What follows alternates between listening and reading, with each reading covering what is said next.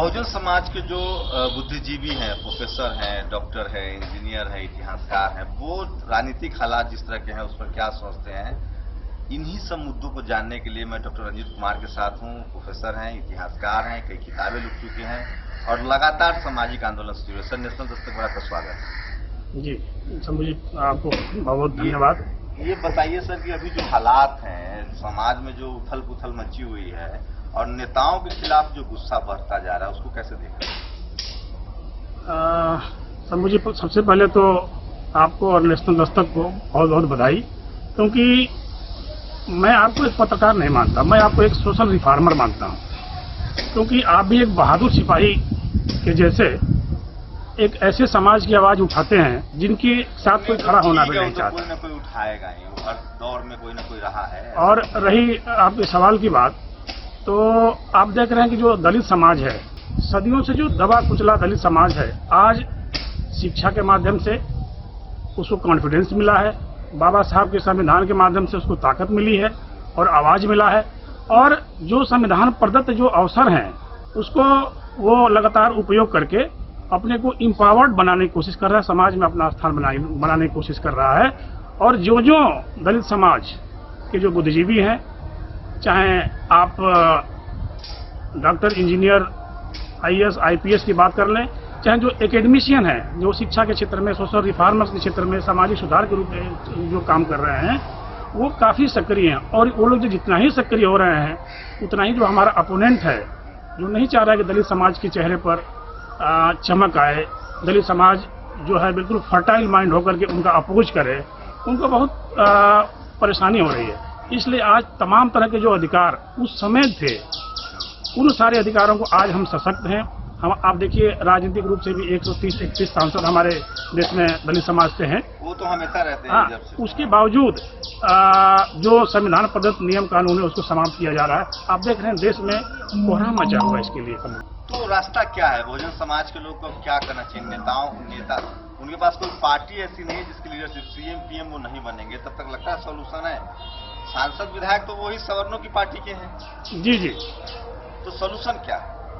देखिए, मेरा जो अपना मत है, सीएम पीएम बनना ही सिर्फ समस्या का समाधान नहीं है।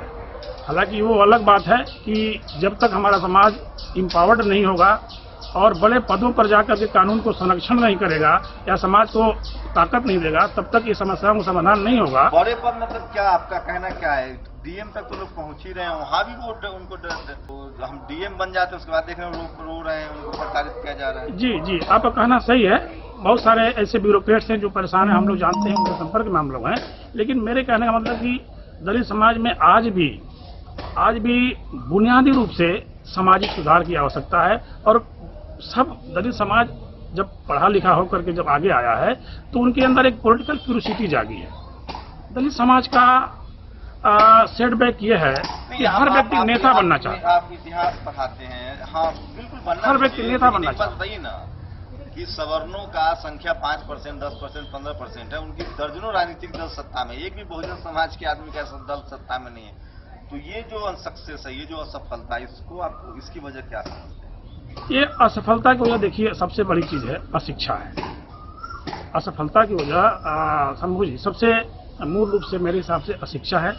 और जिस दिन लोगों को इस बात का बोध हो जाएगा कि मुझे हमारे अंदर एक यूनिटी होनी चाहिए, हमारे अंदर एकता होनी चाहिए, हमारे अंदर एक नेशनल मेंटल यूनिफॉर्मिटी होनी चाहिए, अगर ये सब चीजें आ जाएगा तो धीरे धीरे हमारा समाज कहीं ना कहीं इम्पावर्ड होगा। नेता हमारे जो हैं वो किसी भी पार्टी में रहे, उम्मीदों पर खड़े नहीं उतरे। ये सच है, ये सच है। लेकिन सोल्यूशन तो जो भी भला किया वो तो बहुजन समाज के नेताओं ने बहुजन समाज का किया है। ऐसे में क्या करे? नहीं, सोल्यूशन अपनी लीडरशिप की तरफ बढ़े, अपनी पार्टी की तरफ बढ़े। नहीं, जो आने वाला दौर है और जो पिछला दौर था और जो वर्तमान दौर है, आपसे बेहतर कौन जानता है? आप तो हर पार्टी, हर क्षेत्र, हर सामाजिक संगठनों में आप जाते हैं। आज का वर्तमान का दौर है कि कोई भी अपर कास्ट की जो पार्टियां हैं, वो दलितों का वोट लेने के लिए एक दलित बड़ा चेहरा तो सामने लाती हैं, लेकिन उसको सशक्त नहीं करती है, लीडरशिप नहीं देती है, उनको लीडरशिप नहीं देती हैं, उनको पावर प्रोवाइड नहीं करती हैं, उनका एक्सपोजर नहीं करती हैं। Yes yes, just like puppet, just like puppet. Solution क्या है? अपनी लीडरशिप, अपनी राजनीतिक पार्टी की तरफ बहुजन समाज बढ़े। बिल्कुल एक वही रास्ता ही है शंभू जी। अपनी लीडरशिप को डेवलप करना है और अपने पावर को जो है कंसोलिडेट करना है। और एक आपसी खिस्तान भी बहुजन समाज में बहुत ज्यादा होता है। उसकी वजह शिक्षा है, गरीबी है, भुखमरी भी है, लोग खाने के लिए अभी जूझ रहे हैं। तो ये कैसे दूर हो? देखिए, आपसी खींचतान, ये जो मनुवादी व्यवस्था है ना, आप तो उससे वाकिफ होंगे। आपसी खींचतान दलित समाज चाहता है कि हम एक होकर के और एक बहुत पावर्ड बने, एक बहुत बड़ा सामाजिक आंदोलन खड़ा करें और एक होकर के हम लोग अपने जो हमारा जो एनिमी है, हमारा जो चिन्हित दुश्मन है, उससे हम लड़ें। लेकिन कुछ मनुवादी व्यवस्था, चूंकि उनके पास साधन है, संसाधन है, उनके पास छलबल है, उनके पास पावर पॉलिटिक्स है, उसका यूज करके छोटे छोटे जो कास्ट है, सब कास्ट में उसको डिवाइड करके और उनके जो लीडरशिप है, उस लीडरशिप को एक कोलैप्स कर रहे हैं, ताकि आपस में ये लोग कंपाइल करके एक बड़ा सा मूवमेंट न चला पाए। लड़ाई लड़ रहे हैं वो शेड्यूल कास्ट के लोग ही लड़ रहे हैं। आदिवासी को दूर रखा गया, अभी दलित मुस्लिम हाशिए पर है। ओबीसी को जोड़ने के लिए लोगों को क्या करना चाहिए बहुजन समाज में? देखिए, अगर मेरा मानना यह है कि दलित समाज पर सबसे ज्यादा जुर्म ज्यादती होती रही है और दलित समाज के बीच जो काम किया है, ओबीसी और दलित समुदाय के जो सोशल रिफॉर्मर थे, उन्होंने जो इनके बीच काम किया। और चूंकि इनके बीच काम इसलिए हुआ कि इनका शोषण बहुत व्यापक तरीके से होता था। ओबीसी आज कंफ्यूज है, इसको आप बुरा ना मानिएगा। ओबीसी आज कंफ्यूज है। कंफ्यूज इसलिए है कि ओबीसी को यह लगता है कि हम टचेबल लोग हैं, हम अनटचेबल नहीं हैं। वो आज भी भाग्य भगवान पर निर्भर है।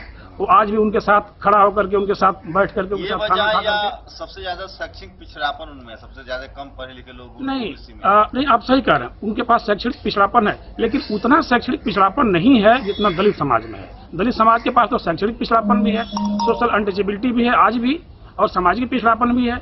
उनका मेंटल लेवल भी बहुत ज्यादा बेहतर नहीं है। हालांकि दलित समाज में भी अच्छे एकेडमिशियन, अच्छे विजनरी तो लग रहा है कि ब्राह्मण को, अगर मनुवादियों को कोई नेक टू नेक फाइट दे रहा है तो वो शेड्यूल कास्ट के लोग दे रहे हैं, चाहे वो ब्यूरोक्रेसी हो, चाहे वो मीडिया को प्राइवेट सेक्टर को छोड़ दिए, तो पब्लिक सेक्टर में तो वो नेक टू नेक फाइट दे रहे हैं, क्योंकि उनको पहले आरक्षण मिला और 5% प्लेट हुआ। ओबीसी की भागीदारी तो मैं बिल्कुल नहीं देख रहा। वो न तो ब्यूरोक्रेसी में है, न यूनिवर्सिटी में है। जी। तो मुझे लग रहा है कि उनकी शैक्षिक पिछड़ापन ज्यादा है, क्योंकि उनको तो अभी गिने चुने 20 साल पहले आरक्षण मिला। नहीं, आपका कहना बिल्कुल सही है, आप बिल्कुल सही अवधारणा पर बात कर रहे हैं। देखिए, जब भारत का संविधान लागू हुआ और उसमें आरक्षण की जो व्यवस्था हुई, निश्चित रूप से उस आरक्षण की व्यवस्था से दलित समाज के अंदर एक नया वर्ग आया जो पढ़ा लिखा था। ब्यूरोक्रेसी में लोग आए, डॉक्टर बने, इंजीनियर बने, प्रोफेसर बने, और छोटे जो लोअर ब्यूरोक्रेसी है, जो बाबू जिसको बोलते हैं, उसमें भी लोग आए और अपने सामाजिक और आर्थिक स्थिति को, अपने पारिवारिक स्थिति को निश्चित रूप से उन्होंने बहुत बदला। ये बाबा साहब और भारत के संविधान की ताकत थी और देन थी। और इस बदलाव के पश्चात दलित समाज के अंदर अवेयरनेस आई। उन्होंने ढोंग, आडंबर और तमाम तरह की जो कुरीतियां थी, उसके विरुद्ध भी उन्होंने लड़ाई लड़ी और उसके विरुद्ध भी आवाज उठाया। देखिए, एक्चुअली पिछड़े समाज की समस्या ये है ना शंभू जी, पिछड़ा समाज भले ही वो पिछड़ा हो, भले ही वो उनके पास संसाधन न हो, लेकिन आज तक वो, उसका दुर्भाग्य है कि पिछड़े समाज से कोई बहुत बड़ा मूवमेंट निकल कर नहीं आया सोशल रिफॉर्म के लिए और मनुवाद की व्यवस्था के अपोज में। अब ये उनका दोष है और दोष उन लोगों का भी है जो सोशल रिफॉर्मर हैं। पिछड़ों के बीच बहुत ज्यादा सामाजिक सुधार के लिए, उनके चिंतनशीलता को बढ़ाने के लिए बहुत ज्यादा काम हुआ। आखिरी सवाल, जिस तरह का बदलाव से समाज गुजर रहा है, जिस तरह की यूनिटी अब बनी है, जो भी बनी जी, अब आगे का रास्ता क्या देख रहे हैं? देखिए, आगे का रास्ता आने वाला बहुत बड़ी चुनौती है। आगे का रास्ता आप देख रहे हैं कि जो संसाधन युक्त पार्टियां हैं या जो संसाधन युक्त समाज है, वो एनी हाउ छल बल, छल कपट से पिछड़ों को भी और दलितों को भी आगे आने से रोक रहा है। इसलिए हम तो यही अपील करेंगे अपने पिछड़े साथियों से, पिछड़े विद्वानों से, पिछड़े वर्ग के सोशल रिफॉर्मर से, एकेडमिशियन से, कि पिछड़ा वर्ग और दलित की समस्याएं एक है साहब। आप सब लोग आओ, सब लोग मिलकर के एक सुंदर भारत का निर्माण करो, जिसमें पिछड़ों का भविष्य और आने वाली पीढ़ियों का भविष्य सुरक्षित हो सके।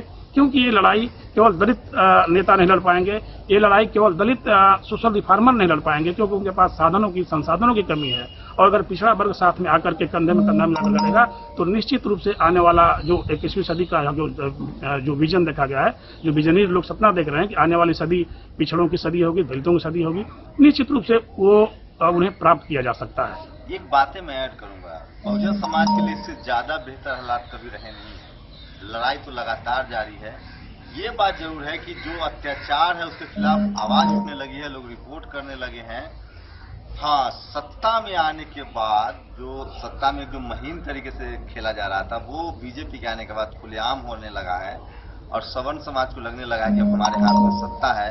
अब बहुजन समाज को देखना पड़ेगा कि वो बिना सत्ता के कब तक लड़ते हैं या सत्ता अपने पास लाने के लिए एकजुटता की तरफ बढ़ते हैं या नहीं बढ़ते हैं।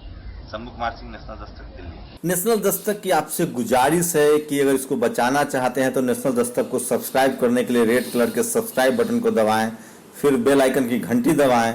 नेशनल दस्तक को बचाने के लिए बहुत जरूरी है कि हर खबर को शेयर करें, लाइक करें, कमेंट जरूर करें।